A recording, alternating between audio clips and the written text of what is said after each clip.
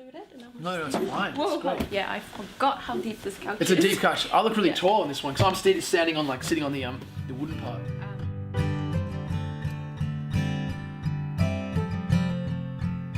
Hey guys, I'm Vanessa from House in the Sand. Today I'm back in Stuttgart again, and I'm here with Dean Lewis. Hello. How's it going? I'm good. Thanks for having me. Absolutely, thanks for taking the time. Anytime. Yeah. So, tour just started yesterday? It started yesterday. The first show was in France, and then this one today in Stuttgart is actually the biggest show we've played. Like, we played a show in Boston for 1,400 people, which was the biggest, and this is, I think, the same. So, I think it's actually bigger. is it, how big I is think it? it's 15,000. 1,500? Yeah, 1,500. Sorry. Okay, 15,000 Yeah, would be crazy. I was like, oh my sorry. god. But no, Sorry. No, 1,500 is great. That is big, yeah. That's big for Sold out. us. Yeah, that's amazing. It's all sold out. All the German shows have sold out. Apparently everything's going to sell out apart from France, which is really weird. France is just like Paris is a bit different apparently, but Okay. a bit slower. But it's like Well, you're here amazing. now. I'm here and these shows are so big. It's really, really cool. Yeah, so Yeah. how are you coping with all of this? Because there's a lot going on for you. There's so much happening. Right. How am I coping?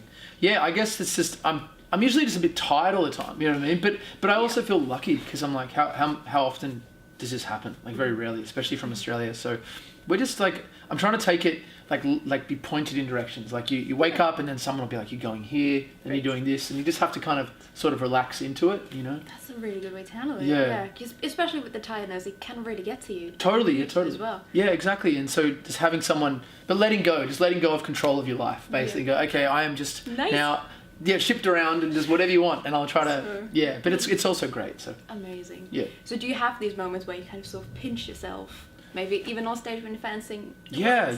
Where you just try to live in a moment? Yeah, I mean, I struggle with that, but like Yeah. last night was amazing because it was the first time we played a show with the album being out. Yeah. So it was like hearing people go, you know, this is a song called "A Place We Knew," and everyone would cheer. It's like before, like I've been playing that for 6 months, and it's like this is a song called "Place We Knew," and people are like, cool, like I don't know this one, you know. So yeah, it's definitely pinch myself moments on this tour, with the album out. You also just answered my next question. That's brilliant, because I was going to ask, is it different to have the album out now and tour it? It's so, I mean, just from one show last night, it was so different. It was like, we usually had to space out our songs, so we play like one they know, one they don't know, one they know. But now we redid the set. We're like, okay, well, what's the best set we can do? Because they know them all. And I mean, it's only been out for like a week and a half, so it's still very new, but it's really cool. Yeah. Amazing. Big difference. And do you have some musician friends you talk to? Because this is a lot all happening at once for you. Yeah. Do you have some guys you just talk to and kind of share Get your advice experience from? with? Yeah, I asked James Bay for some advice. He was nice. Who else? And Joe Jonas. I don't know if I asked him for advice. I don't have many cool friends, but the coolest ones I have is that I know of is James and Joe Jonas. They're like the two cool people. They're pretty bloody cool. Yeah, they're pretty bloody cool. You're doing well with that. Yeah, I mean, you know what? I feel very lucky. Complaining. But I know them. Like, I wouldn't be able to call them up and say, hey man, let's hang out. They'd be like, dude, who are you, mate? You know, they'd calm down. Sure. Yeah. Give them some time and they'll call you. Yeah, right? maybe. There we go. Yeah. And how do you keep track of everything that's going on? Do you have a diary or something? I have a diary. Yeah, I have a diary. Where is it? I think it's over there. I usually write down every morning what's going on, but I've been a bit slack lately because I'm getting up because we finish quite late, and then you get up quite late, and then. But usually I'll write, you know, maybe at the moment twice a week, but usually 4 times a week. I just write what's on my mind, and it clears my mind a lot. Yeah. Yeah, and it helps you kind of look back in a couple of years. Yeah. Like, wow, this was a crazy time. Yeah, I'm always thinking like I should like write more clearly instead of like quickly because I want to like read it. But I date everything. I'm like, you know, Stuttgart in the, I don't know how to say this venue name. In Witzemann? In Witzemann, and I'm like, I wrote that down, and I wrote the time I was writing it, and so I hopefully I can look back at one point and go, oh cool, I was in Germany and this hadn't happened yet, and this. Like, I think a year ago, Be Alright wasn't even out. Do you know what I mean? Like, so much has changed in a year. So, yeah, it's crazy. Yeah, but I think social media also helped because you get tagged in all these videos from the gigs and all that. Do you ever look at that? Yeah. I mean, after the shows, I always repost a lot of. Yeah, because like, I also want to see how it sounded and see the reaction from fans. When you get a lot of people tagging you, you know it's been a good show. Yeah, absolutely. Yeah. So I would love to talk a bit about your writing process. Yeah. You seem to be really focused on lyrics, not in an obsessive way, but just in a really well crafted and all that. So does it take you a lot of time to finish the pieces? It's a bit different. Like honestly, sometimes I get very, very lucky, and all the words just sort of fall down, like with Chemicals, For the Last Time. And then sometimes songs like Straight Back Down took like a long time to get the end right, like the bridge just didn't feel right. And but the lyrics, like I'm quite lucky, like I guess in the sense that I write a lot of ideas, and only like 1% of the ideas make it. So when it comes to the process, I just kind of, sit down with my guitar and I start strumming, and usually there'll be something in 10 minutes of maybe terrible stuff. There's a minute of something that's quite good, like if you're lucky, and there's like there's usually some lyrical thread there. You know what I mean? And I don't know if it's some sort of subconscious thing or whatever it is, but then I'll pick up on where it's going. And then, or sometimes, which is what I learned a couple of years ago, you can actually just go, well, I'm going to write, no, I don't want to write that. But that melody's nice. I'm going to change directions. But yeah, I guess the crafting part is the second part. When you have the sort of blueprint, which happens quite quickly, is then to craft it and then to sit there and go, well, what lyrics fit? But generally speaking, it's quite quick. Like I can kind of, I'll just sort of freestyle out, almost freestyle. Like I'll have the line and I'll just keep just repeating it, and then where does my brain naturally want to take it, the melody and the lyrics, and usually it'll point to something, and if I don't find it, I might listen in my headphones to the voice memo. I might be listening, and I'll just keep thinking about it, and then eventually the next line will come along, and sometimes it's 10 minutes, and sometimes it's a couple of days. So you try not to rush it, just let it happen. I like to let it happen naturally. I mean, now at the moment, like, because it's so busy, like I've got like 3 song ideas I'm really excited about. And I'm sort of like, I just keep listening to them. And then but I'm not finishing them, you know what I mean? But which worries me, I should finish them, but so much happening, it's difficult to, Yeah, absolutely, I get it. So when you kind of listen to your music, at least that's my opinion, you kind of can see a story unfold in your head, which I think is very cool. You write very vividly. Yeah, I guess so. Like, I mean, I learned that from Bruce Springsteen, like Dancing in the Dark, like how he writes lyrics and that.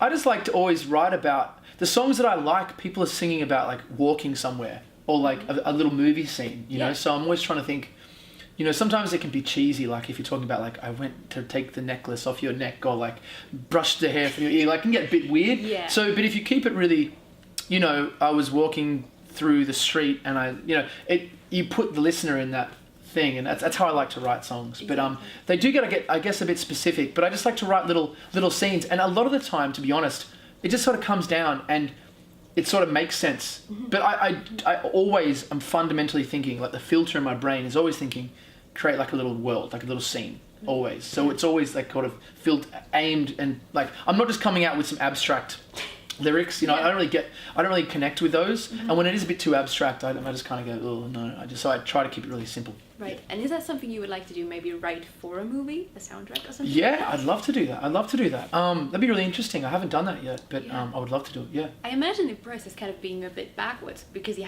already have the movie and have to write to fit it. So that might be a good challenge. It'd be a cool challenge, yeah. Sometimes it's like, I mean, we've done a thing before where we've like played something on television and like on YouTube and muted it and tried to write a song looking at this thing, which is kind of cool. I don't know if it was good, but it was just an attempt. But yeah, I'm up for anything like that. That sounds pretty good. Yeah. So this is a bit of an abstract question, so I'm not sure you're gonna like it. Do you have a vision for your music? This is a bit weird, isn't it? Oh, how, like the camera? Oh, no. No, sorry. Just, is it a weird question? I don't know. No, it's fine. Okay. Do I have a vision for my music? You know what? The vision is just to keep it simple and very first person. I don't have and also like I want it to build.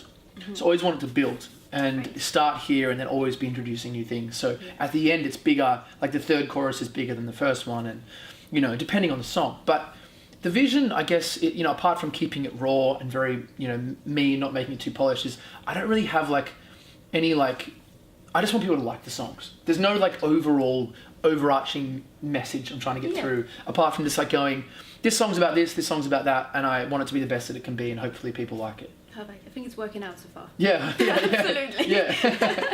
Cool. So when you start out with music, you kind of how to learn. You can look up videos on YouTube, take lessons, all of that. Yeah. But once you get to a point and sort of stop doing that, how do you progress? How do you learn more? It's a good point. Usually it's like a new riff or something like that. Like sometimes there'll be like a new picking pattern. Yeah. That I'll learn, or I'll hear something, or but the thing is that I was thinking about that lately, maybe it's a new instrument. I've been writing a lot of songs on nylon string guitars. Yeah. They kind of sound a bit like ukuleles. They do. Yeah. It's and you don't have to learn how to play a uke. It's just like the same thing. So I've been learning, writing a lot of songs on that. But I guess I am conscious of that. I'm also quite relaxed because I have so many songs still left over, and it wasn't like a lot of the songs. a lot of the songs that I kept off album 1 weren't. I didn't keep them off because they weren't good. I kept them off because it wasn't the right time or they didn't sound right. Okay. So I feel like I'm kind of so far ahead in regards to having songs that I don't have to stress about that yet. But it is something that I think always be learning, and I have to keep that in mind about like either picking up a new instrument or listening to a new style of music, or maybe even going a little bit more into learning, maybe going and getting some guitar lessons and getting some different sort of techniques and stuff like that. It might be a way to jolt some sort of creativity. Yeah. So you just mentioned Bruce Springsteen, who's not in the newest mainstream right now. Yeah. Do you listen to also, stuff that's on Spotify at the moment? Yeah. Just big. Do you have any little playlists or anything like that? Yeah, I got this playlist called New Songs I Like, and one of them is by Lauv. I'm So Tired. I love that guy. And what else? I listen to Catfish and the Bottlemen a lot. Oh, I love them. I love how he writes music really simply. Yeah. And I'm a big fan of him. Yeah. That's amazing. Cool. Yeah. A question. If your 5-year-old self saw you right now, what would he say to you? Get a haircut. No, he'd probably say, Not too sure. No. He'd probably, what would he say to me? Yeah. Like, holy crap, man, look what you're doing. But then I'd say to him, I'd be like, yeah, but we're not where we want to be yet. Like, try, you know what I mean? Like, trust me. That's how I live. I'm like, I'm very ambitious, and I think it's like a bit of a detriment because like I'm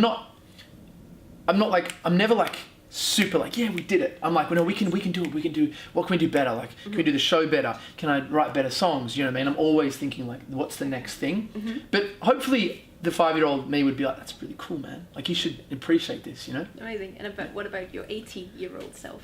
What would I say to my 18-year-old self, or what would he say to me? What would he say to you? He'd say the same thing, but what I would say to my 18-year-old self would just be like, don't worry about anything else. Yeah. Just get really good. I mean, that's when I sort of started trying to get good, like get into music.